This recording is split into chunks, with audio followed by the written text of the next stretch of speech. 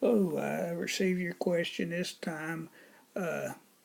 Part B, work part A in the first video. Part B, between what two values does the middle 50% of the sleep time lie?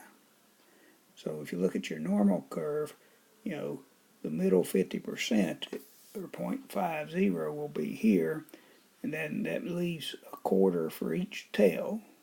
It leaves half of it in the tails, and if you split it even, it's split evenly. So there's 0.25 in this tail, there's 0.5 in the middle, and 0.5 in this tail.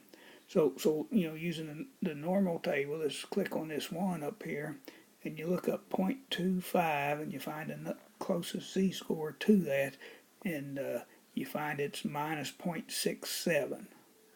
And since it's a mirror image, you don't even have to bother looking this one up. It's going to be a positive 0.67.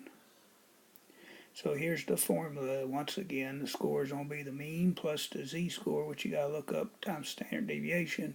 The mean and the standard deviation are given here. So that's given us 6.2. The standard deviation is 1.3, and then I look this up in the table, and you put that in your calculator around the nearest hundredth, and you receive this.